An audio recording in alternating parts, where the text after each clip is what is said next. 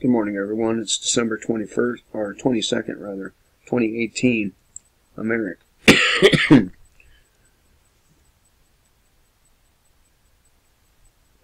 So yesterday, I had a sub.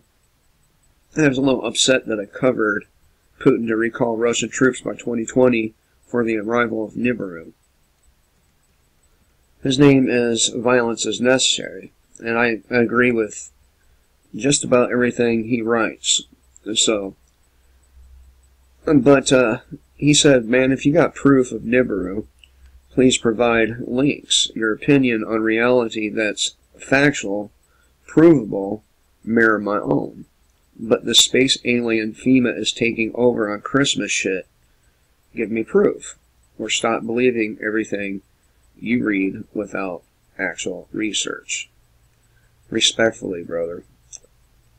Fair enough. But here's the thing. I've done, the last year, I've read all kinds of shit about the Sumerians and the Anunnaki. I've listened to hundreds of hours of different documentaries, different points of view on the subject. And it is my conclusion that the planet's real. It's my conclusion that the beings on that planet are real. And you know, and he went on to say down here, it's better to focus on fixing our reality than one's may or may not have any truth. I wouldn't be talking about it if I didn't think it was true or real. Okay? But here's the thing. Well, what if they are responsible for the way we live now? What if the tablets are true and they taught human beings civilization, among other things? I would say that that their existence is intertwined with ours and therefore a part of our reality. So, and by the way, there's more proof than for the Anunnaki and Planet X than there is for God himself. And don't get me wrong, I'm not saying I don't believe in God, okay? I'm just saying that there's more proof. Excuse me, fucking coffee. I'm saying there's more proof for the Anunnaki and Planet X or Nibiru, whatever you want to call it, than there is proof of God. So, and I think that they are intertwined with our reality because of their manipulating our genetics and teaching us humans everything we know today. So, wanted to get that out of the way. I have a couple of good ones here. First one, and I'm not going to read the whole article here. That's not the first one. But 60 Minutes covers lawyers who sue Big Tobacco and won, suing Big Pharma on opiates. When will it be Big Tech's turn for kids and screen addiction? I'm going to hit the first paragraph. And then discuss it. So earlier this week, 60 Minutes aired a segment about lawyers suing pharmaceutical companies and distributors for their role in creating the national opiate crisis. Now, everyone knows my take on this. We have far, far, far more numbers of people going missing every year than individuals overdosing on heroin or fentanyl. Yes, the numbers have increased over the last 5 years. However, that does not mean it's an epidemic. I would say that 500,000 people going missing every year should be the priority, not a bunch of junkies injecting themselves with fentanyl and heroin. Now, these lawyers, they sued Big Tobacco and won. Okay? Well, here's the thing about that. The only people that really actually have standing to sue Big Tobacco are the ones who were alive back when, you know, they claimed that there was no negative health effects. After that, people still made the choice to smoke, right? And I smoke, all right? I smoke, and my mom, she was a very heavy smoker, 2.5 packs a day, dying of emphysema, and I don't feel like she has any standing to sue these people because she made the choice, knowing what the possibilities are. So, I don't think people who know that it's a good chance smoking will kill you should be able to sue the tobacco companies because they knew, they took the chance, they made the decision on their own. On their own. So, I don't see why people won't take responsibility for their own decisions. And they go on to ask, when is it Big Tech's turn for kids and screen addiction? Well, here's the thing about that. The parents should be responsible for limiting or not limiting their children's screen time. It's not up to Big Tech. It's up to you, the parent. And then we go over here, and there's actually something worth suing for. Infanrix Hexa vaccine found to contain 65 unknown to science compounds.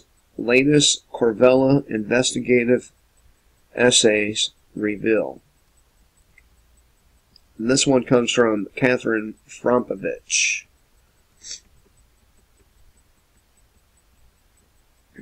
There's a couple words in here I know for sure I'm not going to be able to pronounce. I'm not a doctor, and most of them motherfuckers can't pronounce a lot of this stuff either. This one in particular.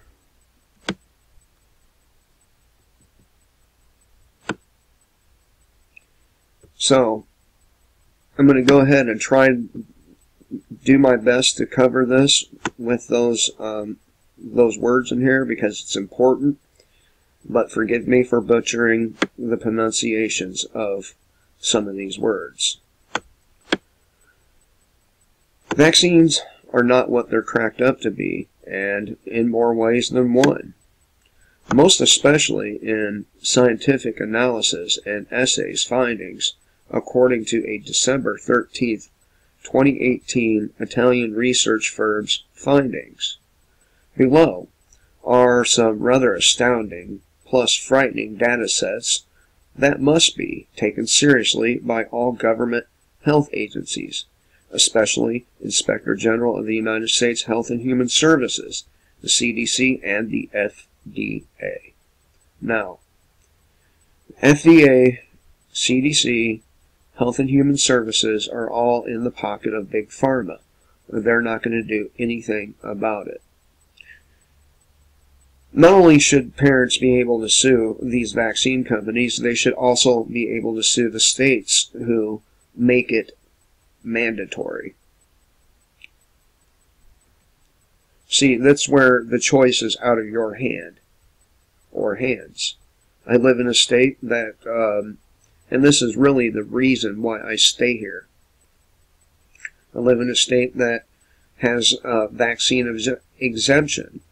And they don't give you a whole lot of shit about it. They give you the form, you fill it out, have it notarized, and that's the end of it. But in other states, it is mandatory. And in those states, the people who have sick children as a result of these vaccines should be able to sue both the state and the manufacturer.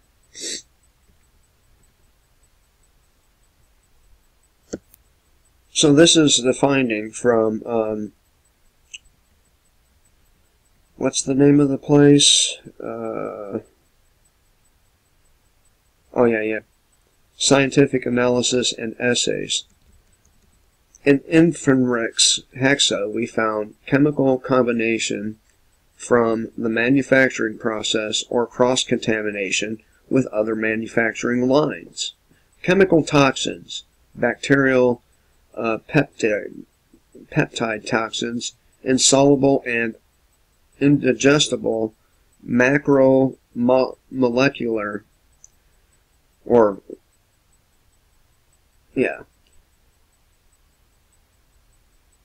that reacts to the protein but cannot be recognized by any protein databases.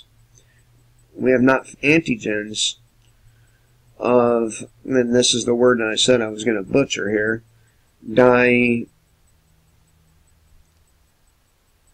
diphtherotoxoids, tetanus, pertussis, hepatitis B, and the list goes on and on. Formaldehyde, antibiotic residue, and so on and so forth. Just all kinds of shit in there, right?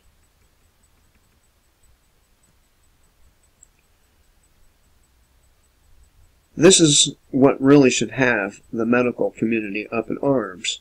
And also those people whining about the junkies overdosing. Now, not only do we have about 500,000 people going missing each year, we also have the medical industry killing that many through medical mistakes and things like that. So in Infanrix Hexa, there are 6 antigens. And again, these are things that I cannot pronounce. Tetanus is among them. Pertussis toxoids, D antigens, poliomyelitis 1, 2, 3, hepatitis B, and so on and so forth. They said that they were expecting to find 3 toxoids and the other antigens not modified by treatment with formaldehyde. So, people are injecting this shit into their children and themselves. And by the way, if one vaccine is extremely contaminated like this, and I venture to say that it's probably intentional, what makes you think any of the others are safe?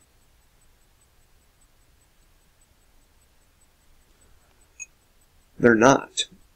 There is not a safe vaccine. They're all contaminated. Specifically with formaldehyde. They're all contaminated with other things from the manufacturing process, as they point out. But this is one of those things where when people get new scientific data regarding it, they go into denial mode. They don't want to believe that they've been injecting their children with dozens of toxic chemicals each time they've taken their children to the doctor for vaccines. They don't want to believe that. But that's the truth of the matter.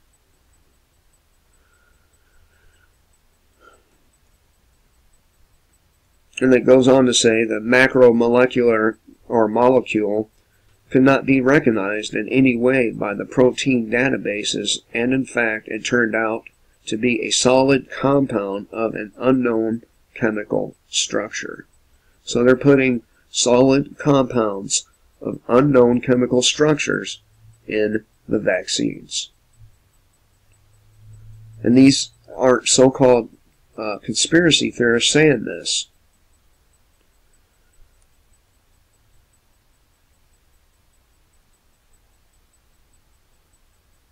they go on to say, because if the protein structure is heavily altered from the original one, the new antibodies result completely different from those that are able to attack the original antibodies causing the illnesses.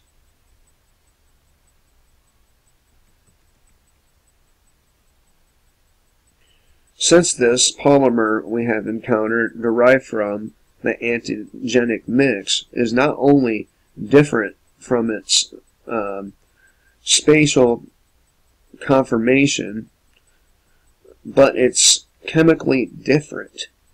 So we can state that we are not facing antigens similar to the original ones, but in the form of a compound with an unknown and unpredictable toxicity and efficiency.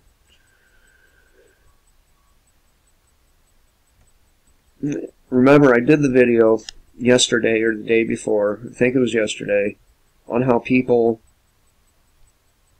think that they're scientifically knowledgeable, and yet when they're faced with this kind of information, they go into a cognitive dissonance, and they just don't want to believe that American corporations, American politicians, American doctors, and so on and so forth are intentionally injecting toxic compounds into the bodies of our children and ourselves. Anyway, I thought I'd share this with you. I hope everyone has a great day. Kill the state before the state kills you.